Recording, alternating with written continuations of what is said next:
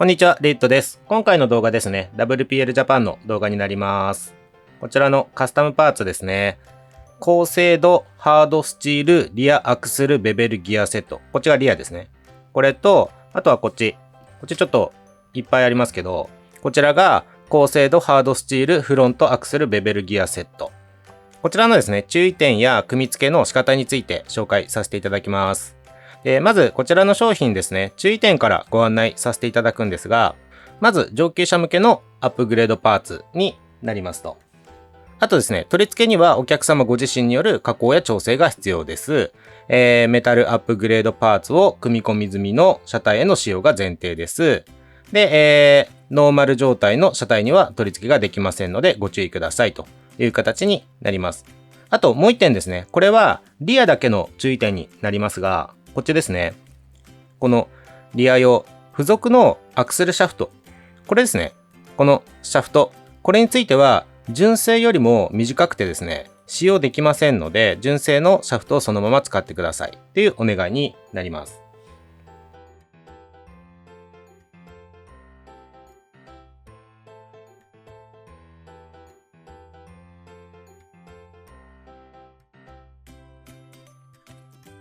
はい、以上注意点なんですが、特に最後にお伝えしたですね、このシャフト、これが使えないってど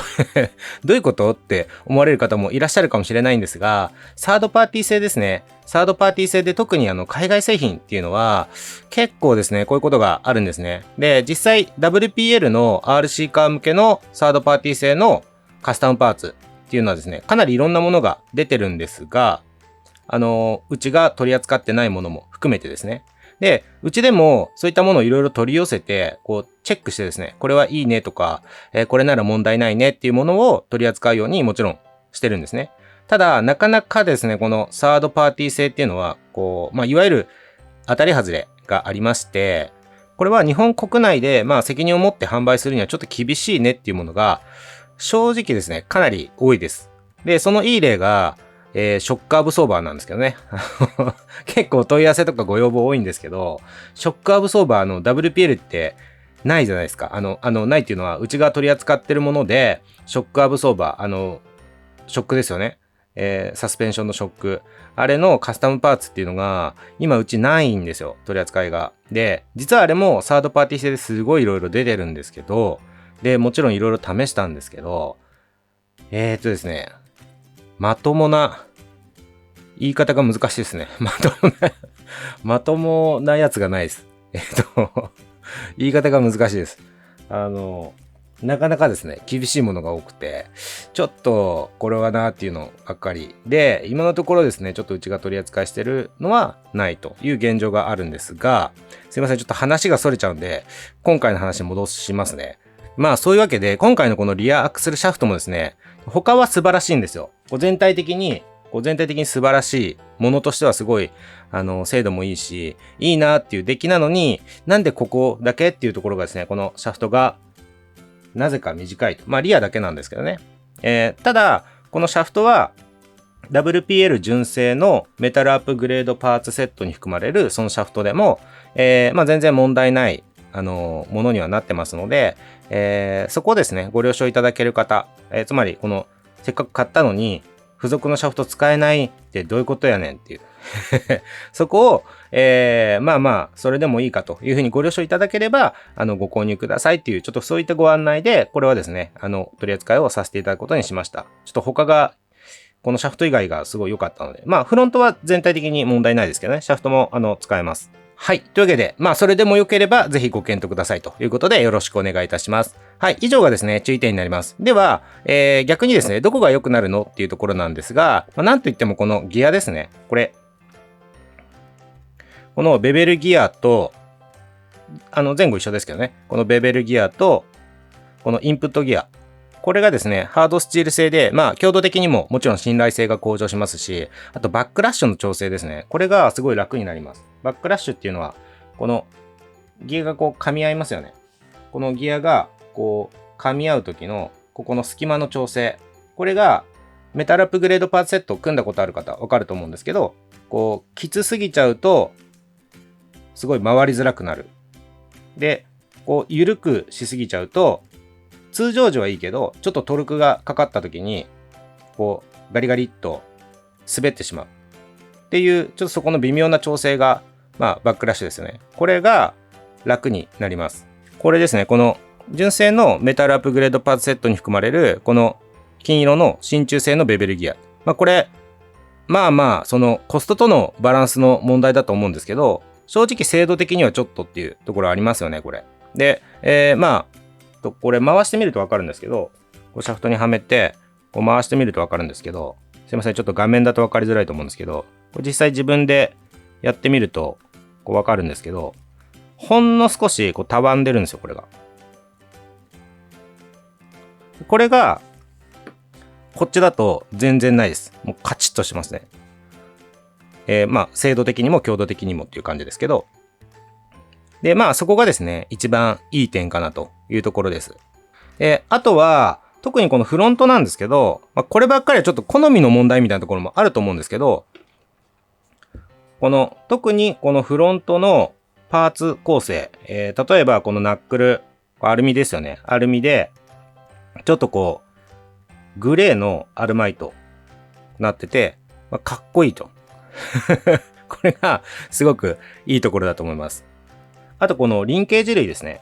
この左右のステアリング切った時に左右をつないでいるこのリンクロットってやつ。これも、こう、ロッドエンドなんかがこうグレーのアルマイトになっていて、かっこいいですね。これもそうですね。ステアリングのリンケージ。これも同じような感じになってます。はい。というわけで、いい点悪い点あるんですが、個人的にはすごくおすすめなので、興味のある方はですね、ぜひチェックしてみてください。はい。では、実際にですね、組み付け方を見てみたいという方は、引き続き組み付けの方をやっていきますので、参考にしていただければと思います。で、今回はもう、組み立て前のメタルアップグレードパーツセット、これを使って、組み付けていきますが、すでにメタルアップグレードパーツは組み込み済みだよっていう場合はですね、もちろん一回バラして組み付けていただく形になりますので、お願いします。じゃあちょっと比較的簡単なリアからですね、やっていくんですけど、これ本当に袋開けた新品状態なんで、この辺ついてるんですけど、これネジ外して、これは紛らわしいサイズがあるんで、ここから外したやつはまたここに使うように避けといた方が安全ですね。で、これ他の動画でもお伝えしてるんですけど、この新品状態の時は、もしお手持ちであれば、2.5mm のドリルでここ一回通しといた方が、このビスですね。ビスが通しやすくなるんで、そのままだとちょっとタイトなことが多いんで、もしですね、ドリルあれば通しといていただくのがいいかなと思います。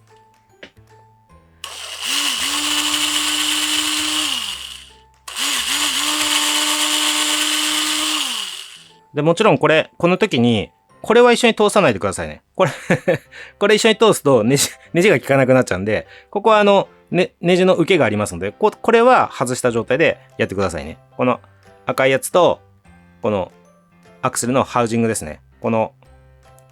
れだけで、2.5mm で通しとくと。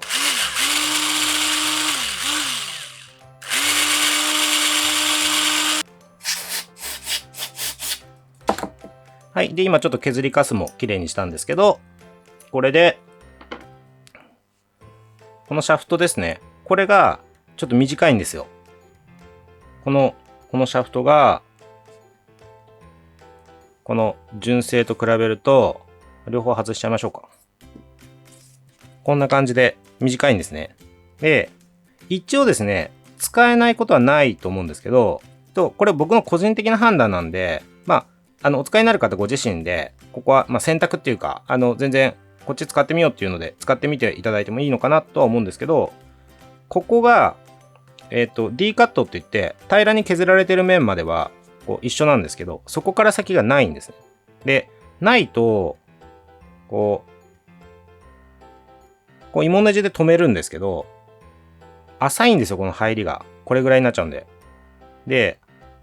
ちょっとガタが出ちゃうんですね。でそれに比べて、純正の方が奥まであるんで、入れていった時に、しっかり奥まで入るんですね。この辺になるんですけど、これが、これぐらいなんですよ。で、こっちまであるんで、ガタが少なくて、出にくい。っていうので、僕はこっちの方がいいと思います。ただ、物を見て、こっちでもいいかなっていう方は、全然こっち使ってみていただいてもいいのかなとは思うんですけど、なのでちょっと今回は、せっかくこれ、シャフトついてきてるんですけど、これ使わずに、元々の WPL 純正のメタルアップグレードパーツセットについてた、このアクセルシャフトを使っていきます。で、これを差し込む向きなんですけど、このあたりは、別で、メタルアップグレードパーツセットの、組み立て方の動画上げてありますので、ちょっとそれ概要欄にも貼っておきますけど、それを見ていただけば、詳しくは載っているんで、ちょっとそっちも合わせて見ていただきたいんですけれども、これ、ちょっと、リアは特に見分け難しいんですけど、この真ん中の D カット、ここはですね、今、これ画面で見ると、ちょっと右側に寄ってます。こっちですね。こっちに寄ってます。この状態で、このギアはこの向きで入れます。で、ここの芋ネジを打つところが、ここに来るって感じですね。で、これ、一旦仮で止めておきます。で、ベアリングですね。このベアリングは、こっちに付属してきた方のベアリングを使います。で、今ちょっとこっちが、入りが悪いんで、このシャフトですね。シャフトのちょっと端っこにこうバリがあるんで、これで入らないなっていう時は、ちょっと削ってあげてください。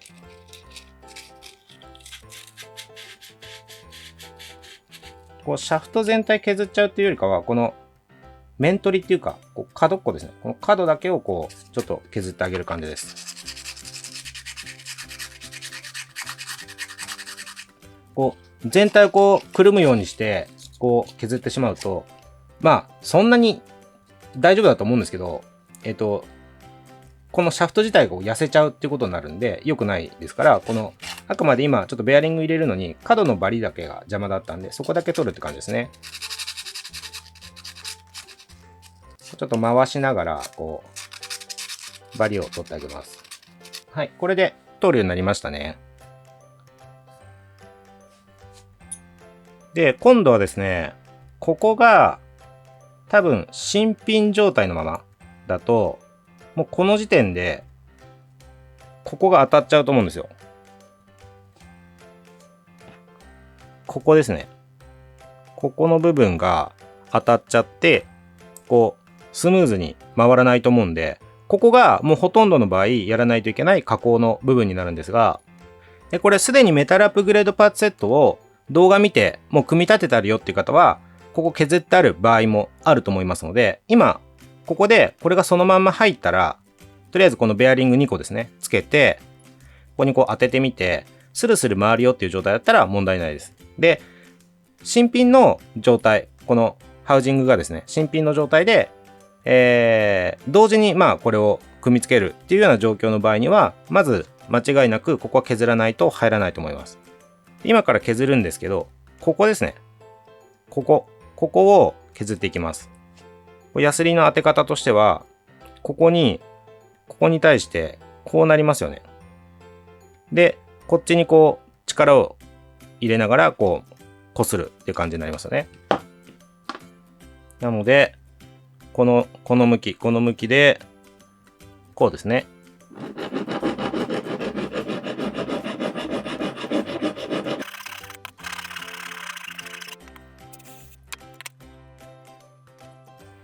はい、今削って、ちょっと分かりづらいかもしれないですけど、左が削った方。で、右がまだ削ってない方で、ちょっとここが段が落ちてますよね。で、ここの穴も、場合によっては、ちょっとこっちの、ここの穴とですね、ここの削ったところが、場合によっては、こう貫通っていうか、繋がっちゃう場合もあると思うんですけど、形状的にですね、こう繋がっちゃったとしても、強度的には、そんなに問題はない場所なんで、場合によっては、こう貫通しちゃっても大丈夫です。貫通までさせたパターンでやりましょうか。多分これでいけるんですけど、ちょっと貫通させちゃいますね。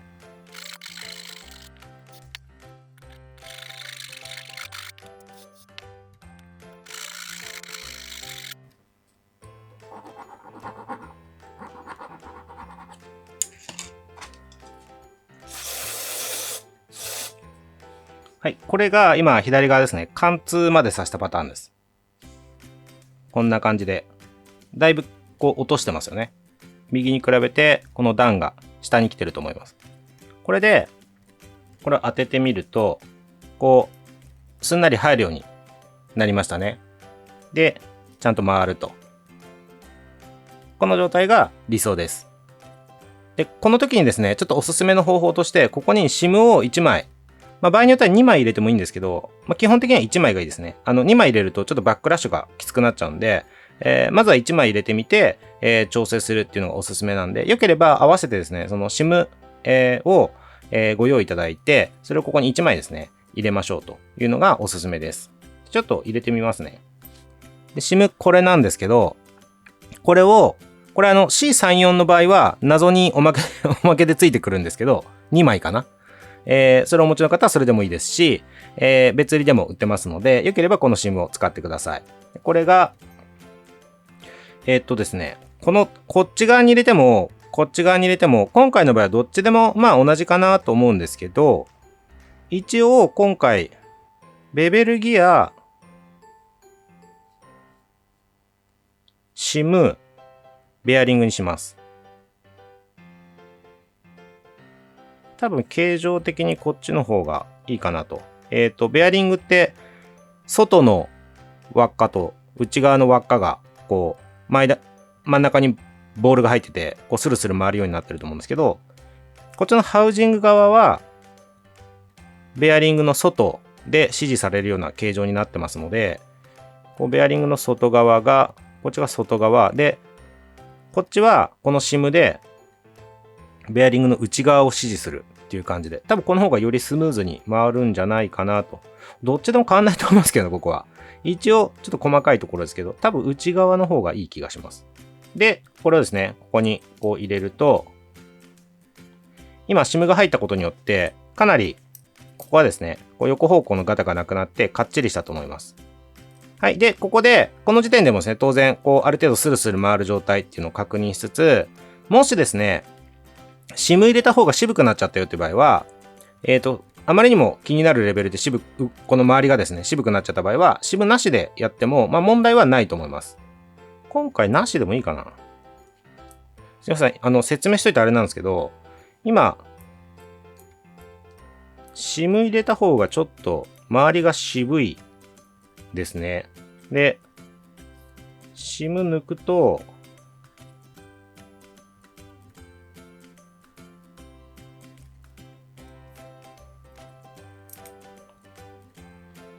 本当に若干ガタはあるんですけど、こっちがスルスル回るんで、今回こっちでいきます。ここはちょっと、どうしてもですね、ハウジング側の、個体差ありますので、この SIM を入れた方がガタがなくなって、かつスルスル回るよっていう場合は、その方がいいんじゃないかなと。あとはここの兼ね合いもありますよね。ここ、ベベルギアが、ここに当たっちゃうと。もちろん削ればいいんですけど、SIM を入れて、かつスルスル回る状態であれば、ここそんなに削らなくても、この SIM を入れたことで、このベベルギアはこっちに寄りづらくなるんで、なんて言うんでしょう。ちょっとそこの部分は、いろんな兼ね合いで、どうするかっていうのは、ご判断いただきたいんですけど、一応まとめると、SIM を入れてみましょうと。で、入れて、スルスル回る場合は、その方がいいですね。それだけガタがあったってことなんで、で、今回は、ちょっときつくなっちゃったんで、SIMは抜きましたと。で、あともう一個見ていただきたいところは、ここが当たってないっていうことですね。これ今向こうをちょっと透かしてみるような感じにすると、ここ今、向こうが、光が見えたり、消えたりしてると思うんですけど、ここがですね、全く向こうが全然見えないっていう状態だと、当たっちゃってるってことなんで、これ今ギリギリ見えてますよね。これ当たってないんですよ。なので、ちょっとこの辺りを見ながら、ここちょっと削ったり、SIM 入れたり外したりっていうので、ガタがなくスルスル回る。で、ここは当たってないっていう状態にしてくださいと。っていう形でお願いします。はい。じゃあ、まだ今ですね、こっちしかやってないんで、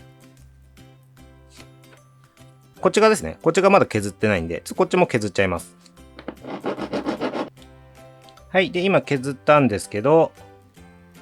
これ合わせてみて、この状態でですね、こうスルスル回るかっていうのを確認すると。で、今度はここまで来たらですね、このベベルギアの位置がある程度決まったんで、この状態で、このシャフト、この状態で、このさっき仮止めした芋ネジですね、これをちょっと緩めてあげると、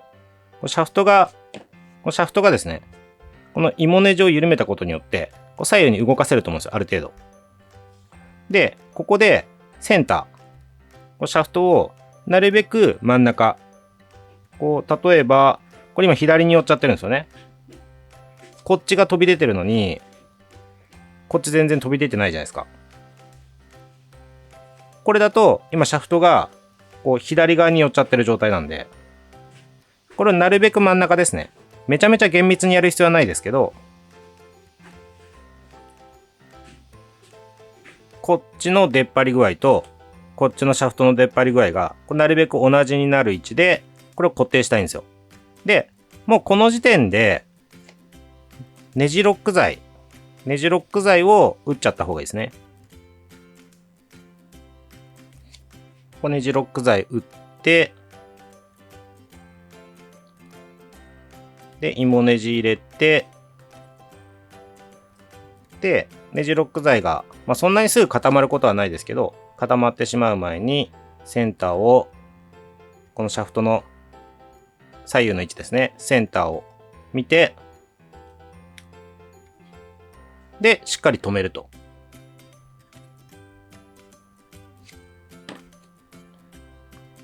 はい。こんな感じです。で、あとはこの左右にベアリングですね、入れて、こんな感じですね。さっきまでここの2つのベアリングしかなかったと思うんで、こことここにも入れて、形状を見ていただくとわかると思うんで、収めると。こんな感じですね。で、今度はここで、このハブですね。ハブを入れるんですけど、当然この D カットですね。この D カットされてるところに芋ネジを打つという感じなんで、この D カットのところにめがけて、この穴がちゃんとある状態。で、この時点で、もうネジロック剤ですね。打っちゃっていいと思います。で、ここもですね、なるべく、このハブが、外に行くんじゃなくて、内側ですね。こっちじゃなくて、内側にあるっていうのがこのマシンですけど、あんまり、ギューってやりながら、ここ止めちゃうと、この周りが渋くなっちゃうんで、そこは加減しながら、ほんの少しのガタぐらいはあった方がいいですね。一応これ閉めて、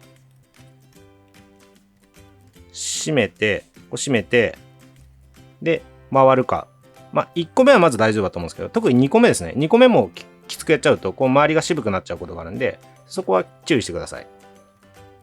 じゃあ2個目も、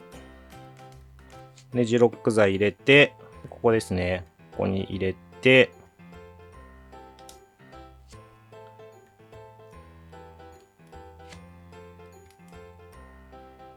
で、これ他の動画でもよく言ってる、芋ネジもそうですね。一回逆に回して、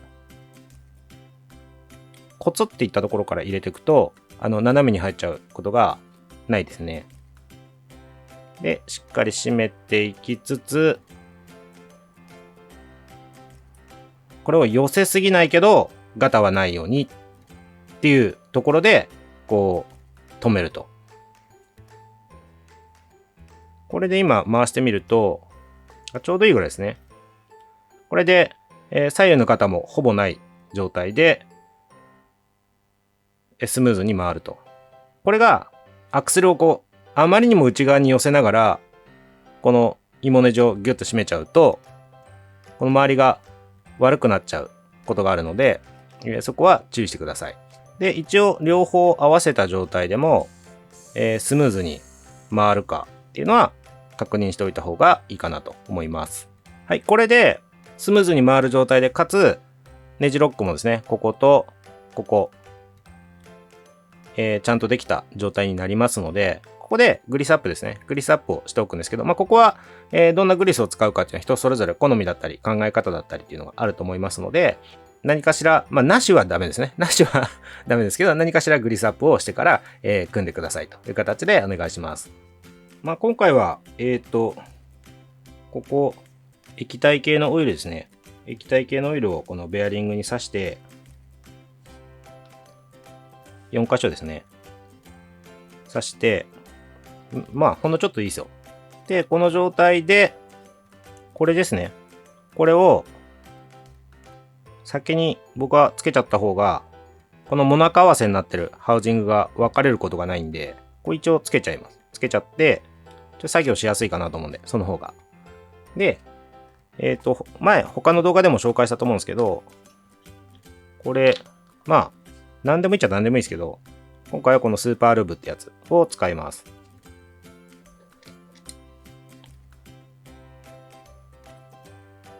ここはちょっと強気の量で入れといた方がいいと思いますね。ここに、ギアに、これを、どうせギアが回って、グリスがこう全体に回るんで、そんなに丁寧にやらなくていいと思うんですけど、こう回しながら、ある程度全体にまんべんなく、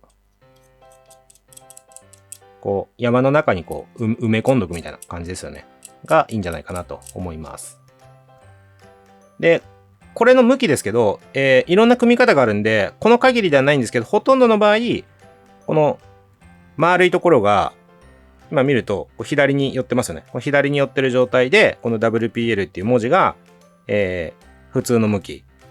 上下逆さまじゃなくてこの向きっていうのがほとんどの場合これです。ただこれ万が一逆さまになっちゃってても走りに影響はないですけどね。はい。一応、向きはこの向きでチェックしていただいて、組み方によってこれ逆になる場合もあるんで、そこは、ご自身の車体に合わせて、この向きですね、注意しながら組んでくださいと。はい。で、あとはもう通常のメタルアップグレードパーセット組むときと一緒ですね。ここにベアリング2個入れて、で、ここグリスアップしといて、これですね。このインプットギア。これここに入れて、で、もし、プロペラシャフトがあれば、プロペラシャフトの半分だけでいいんで、こっちにつける側だけでいいんで、それをつけといた方がこう固定できるんで、作業はしやすいです。ちょっと今回ないんで、このままやっちゃいますけど、本当はこの時点でしっかりこのインプットギアをこう前後ガタガタしないようにこっちにギュッてしっかり押し付けながらこっちからプロペラシャフトをくっつけて芋ネジで止めちゃった方が組み立てはしやすいです。ちょっと今回このままいっちゃいますね。これで一旦ですねこのギアを使ってる場合はここの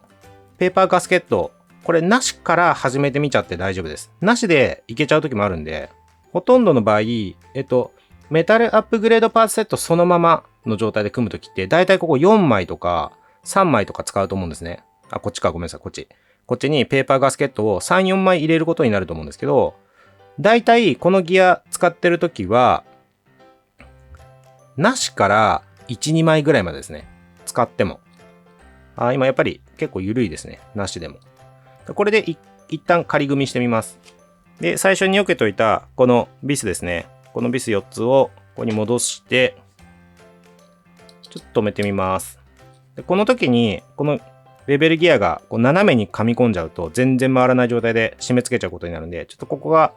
ちゃんとギアが噛み合ってるかっていうのはちょっと確認しつつ、このビスをですね、締めていきます。で、ここもやっぱりいきなり1箇所だけきつく締め込むんじゃなくて、とりあえず全部ですね、ほんの少し抵抗を感じるぐらいのところまで締めてから、こう順番にですね、例えば左上締めたら、今度右下をちょっと締める。で、今度こっち、左下ですね。で、右上みたいな感じで、互い違いにこう締め込んでいくっていうのがいいんじゃないかなと思います。これで今全部ある程度締めたんですけど、この状態で、やっぱりスルスルいきますね。ちょっと、こなれてくるまでは、1点注意点というか、こんなもんですよっていうところでお伝えしておきたいんですけど、こっち持って回したとき、これ、結構走行した後は、かなりスルスルになるんですけど、新品状態だと、こっち持って回したときにちょっと引っかかるときあります。あ、今引っかかりましたね。ですね。引っかからないな。これをこっち持って回したときに、たまにガリッと引っかかっちゃうときがあるんですけど、それは、走行にはほぼ支障ないんで、あんまり気にしなくていいです。この時点では。あ、今引っかかりましたね。ぐっと引っかかるんですよ。で、こっち持って回したときにスムーズに回ってれば大丈夫なんで、大丈夫ですね。こっち持って、スムーズに回らない、たまに引っかかるなっていうのは、あんまり気にしなくて大丈夫です。あくまで駆動はこっちから伝わってくるんで、こっちで見てあげてください。はい。これでリアは完成ですね。やっぱりペーパーガスケットを入れなくて、済むことが多いんで、それは結構楽ですよね。じゃあ一応本締めして、この本締めできつくなることあるんですけど、一応本締めして、さっき仮締めぐらいでやめちゃってたんで、全部ちゃんと締め込んで、一応これで、そうですね、大丈夫ですね。本締めしても、ガスケットなしで、今回の場合はスムーズに回ったんで、これで完成で OK かなと思います。あ、すいません。完成っていうか、まだこれつけてないですけど、あとはこれつけて完成ですね。で、一応ここも、外すことがあるんで、あんまりベッタベタにつけると良くないですけど、一粒ぐらいつけて、僕の場合はですけどね、多分両側につけちゃうと、こう外すときにかなり取りづらくなる場合があるので、僕は片側だけにしてます。こんな感じで。この、どちらか、裏か表か、どっちかですね。どっちかに、本当に一滴っていうか、一粒って感じで、こうネジロック剤つけて、で、こんな感じで、ちょっとはみ出たら拭いとけばいいですね。こんな感じで。はい、これで、リアは完成ですね。はい、では、リアがもう完成しましたので、今度はフロントですね。フロントをやっていきます。で、基本的には一緒なんで、ちょっとリアの作業と被ってるところはちょっと飛ばし飛ばしで、進めていこうと思うんですが、で、まずこの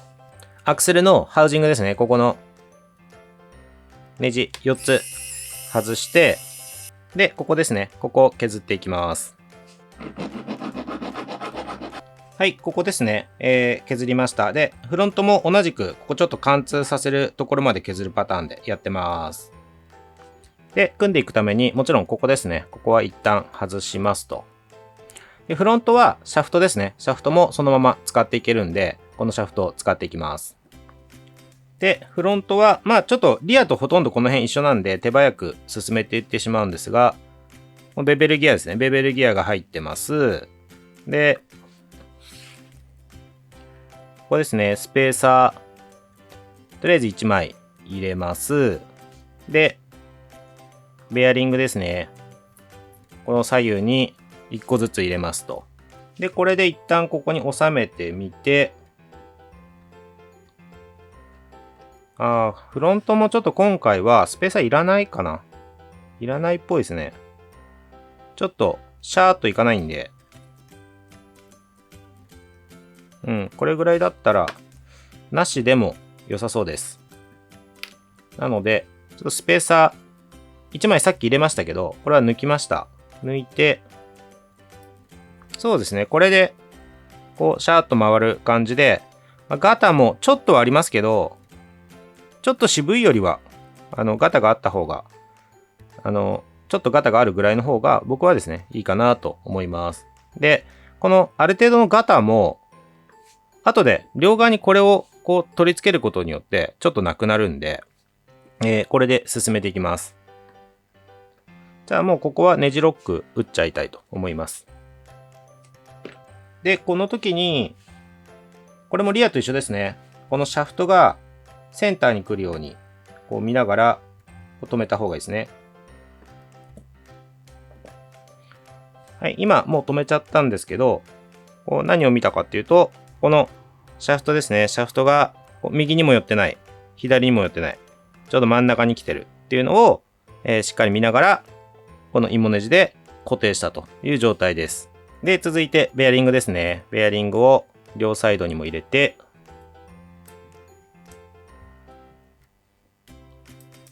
で、スムーズに回る。ここですね。ここの隙間もちゃんとクリアランスが確保できてるっていうのを確認しつつ、一応この時点で、こっちもですね、合わせて、こう、モナカ合わせになるんで、こう合わせて、ある程度スムーズに回るかっていうところを確認しておきましょうという感じですかね。ハブをつけていきたいと思います。これが、芋ネジが入ってると思うんで、ここにもネジロック剤つけちゃって、で、ここですね、ここ D カットされてますので、この平らにカットされてる面にめがけて、さっきの芋ネジをねじ込んでいくんですけど、この時にリアよりもフロントの方がですね、よりちょっと意識して内側にこう、若干ですけどね、若干強めにここがこう隙間が空いてる状態じゃなくて、ちゃんとこう、少しこう押し付けた状態で締めてあげるっていうのを意識した方がいいと思います。ちょっと今画面で言うと左にこうちょっとこうグッと押さえながら締めるって感じですね。あんまり強く押さえる必要はないんですけど、一応なぜ、すいません、ちょっとここネジロック剤がはみ出ちゃってたんで、これは余分なところは拭き取っといた方がいいですね。で、なんでリアよりもここを内側にちょっとこう寄せておいた方がいいかっていうとですね、ちょっとフロントはステアリング機構がついてますので、これ組んで、こうなりますよね。で、ここにこのナックルがつくじゃないですか。最終的に。このナックルがこうついて、こう、ステアリング切りますよね。その時に、ユニバーサルジョイントって言って自由にこう回るような仕組みになってると思うんですけど、ここがですね、あんまりこう内側に寄せずに、ちょっとガタがあるような状態で、外につけた、ちょっと外に出ちゃってる状態で、こう取り付けると、これが押されちゃうんですよ。これが飛び出ることによって、ナックルが内側からちょっと押されちゃうんですよ。そうすると、ちょっと無理がある状態でここに収まらなきゃいけないんで、このステアリングのこう左右に切れるこの動きですね。この動きが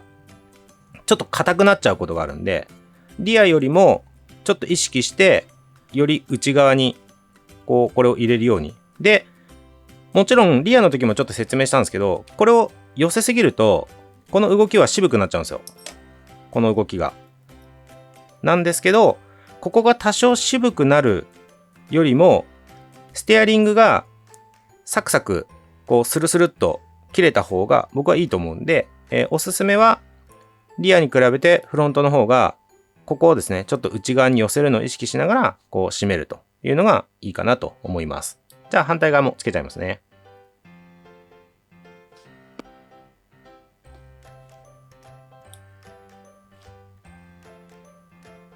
はい、これで、この回転チェックするときに、ここですよね。ここがちょっと暴れてるとうまくいかないんで、ちょっとこんな感じで支えながら、こうやってやると、スムーズに回るかなっていうのがチェックできると思う。ちょっと今あんまりスムーズに回らないですね。ちょっと内側に締めすぎた、寄せすぎたかもしれないです。この場合は、少しですね、これを、ほんの少しなんですけど、ここを緩めてあげる感じですね。さっきはちょっと寄せすぎた、意識しすぎて寄せすぎちゃったんで、ちょっと渋くなっちゃってたんで、これ今緩めたことによって、そうですね、ある程度スムーズに回るようになりました。ちょっとここは慣れてないと何度か繰り返し調整しないとうまくいかないかもしれないですけど、一応これをこうスムーズに動くように調整をしてください。あとですね、ここでちょっとこう、うまくスムーズに回らないなっていう状況が、なんて言うんでしょう。ここのさっきの場所を何度か見直してもうまくいかないなっていう場合は、そもそも、ここ結構タイトなんですよね。僕結構これでいいかなと思うんですけど、砂とかが入りにくくなるんで。なんですけど、ちょっとタイトなんで、ここにグリス先に刺した方が、実際の動きは確認しやすいかもしれないです。ここにグリス刺してあげて、で、スムーズに回るかなっていうのを一応確認する。あんまりシャーっていう感じじゃなくていいですけどね。こう不自然なほどに抵抗がなければ、こうグリスを刺した状態で、問題ないかと思いますので、さすがにちょっと構造が複雑なんで、リアの時よりもフロントの方がそこまでスムーズにはならないので、そんなにこう神経質になる必要はないかなと思うんですけど、まあ、常識の範囲で、ある程度グリスを刺した状態ですね、スムーズに回るっていう状態になれば問題はないと思います。はい、じゃあ、ここからですね、これをもう組み付けて、はい、続いてこの赤い蓋ですね。これ、リアと一緒です。ほとんどの場合、このデフハウジング、この丸いとこですね。この丸いとこが左に寄ってる。今画面で見ると左に寄ってますよね。左に寄ってる状態で、この WPL というロゴが、この向きですね。この向きで、こうはめ込むと。こんな感じです。で、もうこのモナカ合わせが今取れなくなったんで、この状態で置いといて、これですよね。これを組んでいきます。で、今ここベアリング入れました。で、インプットギアを入れました。で、こっち取れちゃった。こっちのベアリングも入れました。この状態ですね。で、リアがペーパーガスケットなしでいけたんで、ちょっとフロントもなしでいってみます。もちろんこれ、きつかったら1枚2枚足すっていう作業は必要なんですけど、じゃあこれで、ネジですね。ネジもちょっと仮締め程度で、まず試してみようと思います。この避けといたネジですね。これを使います。で、ここもちょっと動作チェック難しいんですけど、これがプラプラしてるんで、こんな感じでちょっと、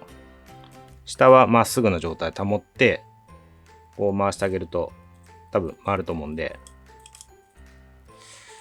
そうですね。リアに比べると当然ちょっと重いんですけど、まあ許容の範囲かなって感じですね。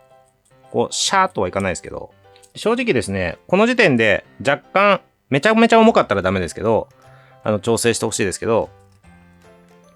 この時点で、ちょっと重いぐらいだったら、走らせてるうちにちょっとこなれてきて、各部の、擦れ具合ですね、こなれてきて、スムーズに動くようにはなるんで、新品状態で組み付けた時に、ちょっと重いぐらいだったら、正直、ちょっと様子見ていただいてもいいかなと思います。実際に走らせてですね。で、この時点で、あまりにもきついようだったら、まず見直してほしいのは、ベベルギアのクリアランスちゃんと削って、クリアランスが取れてるかっていうところは、まず重要なんですけど、そこちゃんと、隙間が空いてるのに、ベベルギアが、ハウジングに干渉してないのに、こう、きついなっていう場合は、ここですね、まだアクセスできるんで、ここちょっと緩めて、で、きつく入りすぎてる場合にうまく回らないんで、ここですね、こう一回緩めて、軽く動くところをこう探っていただくっていう風にすると、この状態ですね、こうスルスル回るように、なると思いますので、3箇所ですかね。今見たこことここ。で、その前になるべくベベルギアの、クリアランスは先にスルスル動いてる状態かっていうのは見ておいて、そこが隙間があるのにダメだっていう場合はここですね。この2箇所で見てくださいという順序で見直していただくといいんじゃないかなと思います。で、今ある程度スルスル回るようになりましたので、これで進めていこうと思います。で、あとはナックルですね。ナックルを取り付けていきます。これは大きいベアリングですね。大きいベアリングを内側と外側につけて、で、こうですね。こんな感じでつけていきます。これはもう普通の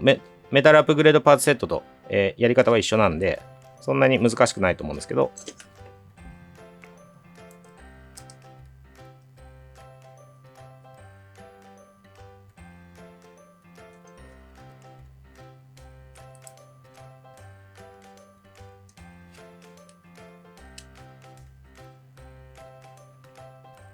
こんな感じですね。で、ここがスムーズに動く状態かっていうのを確認してください。ここが、もし、こう、硬いなっていう場合は、さっきからすいません。何度も繰り返しお伝えしてるとこなんですけど、ここですね。ここが外に出過ぎてると、ここがきつくなっちゃうんで、かといって内側に寄せすぎると、こっちの回転が渋くなっちゃうっていうのがあるんで、ちょっと難しいところではあるんですが、そこをですね、見直していただくっていうのと、あとどうしてもの時は、ここの、こっちの方が分かりやすいか。今まだ取り付けてないんで、こっちで説明すると、ここの穴あるじゃないですか。これ。ここの穴をですね、ほんのちょっと広げてあげると、だいぶ楽になります。この動きが。なので、どうしてもこの動きが渋いなーっていう場合は、で、いろんなとこ見直したのに、どうしても渋いなっていう場合は、ここの穴に、ペーパーヤスリですね。ヤスリをこう通す。ちょっとやってみないとわかんないですよね。すいません。口で説明してもわかんないと思うんで、ちょっとこっちでやってみますね。これちょっと外しちゃいます。一回。こう外して、ここの穴ですね。ここの穴に、だいたい400から800番ぐらいのペーパーですね。これをちょっと適当に切って、こんな感じで適当なサイズに切って、多分これぐらいでいいと思うんですけど、で、これをですね、ここよりもちょっと細い、なんでもいいんで、今たまたまちょっとこの切りでやるんですけど、ここにこの紙を巻くんですね。こう巻いて、この状態ですね。この状態で巻いて、でこれだとちょっと長すぎたんで、一周ちょっとぐらいあればいいんで、紙自体は。この状態でですね、ここに、これ入れちゃうんですよ。ペーパーを。こんな感じで。そうすると、こうくるくる回したり、動かせるならこう、動かして、こんな感じでやってると、この内側のですね、塗装が取れるんですよ。この黒い塗装が取れて、中の金属の色が出てくると思うんですね。その程度で結構効果があるので、これをですね、もちろん両側こうやって、こんな感じで、こう、ぐりぐりやってると結構削れるんで、今もうこっちに結構塗装がついてますよね、ペーパーの方に。これでこう、中を削って少し広げてあげます。これまた戻しますね。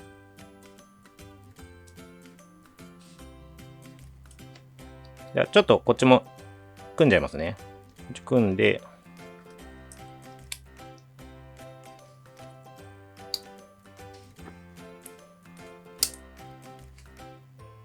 で、これいつも通り入れて、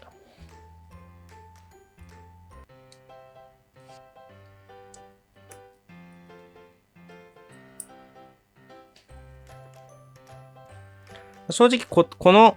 アルミのナックルの場合、ここまで調整する必要ほとんどの場合ないですけど、万が一ここがきつくてどうしようもないという場合は、さっきのようにしていただくと、ここがですね、こうもうスルスルになるんで、よければ試してみてください。はい、これでもうほぼ完成が見えてきたような状態ですけど、あとは、これですね。左右のリンクロッド、これをつけていきます。で、これ一応ちゃんとですね、左右のネジが片方ですね。片方が逆ネジになってるんで、こっちは正ネジ、普通のネジなんですよ。左に回すと緩むんですね。で、右に回すと縮んでいく、締まっていくっていう感じになるんですけど、こっちは逆なんですよ。こう、右に回すと緩むんですね。こう広がっていくんですね。競技ラジコンやったことある人は、普通そうだよねって思われると思うんですけど、一応こういう仕組みになっていて、取り付けた後にも、ここの真ん中をこう回すと、長さが、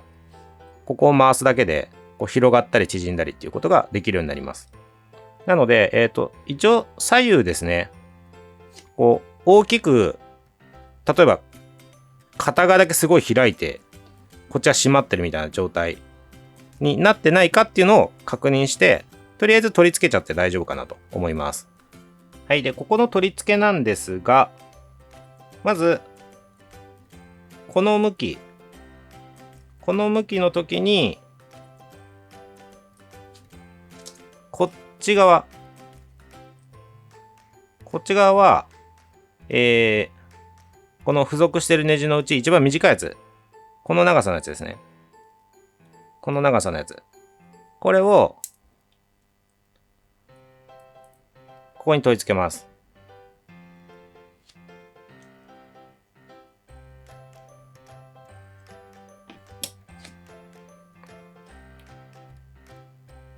こんな感じですよね。この状態。で、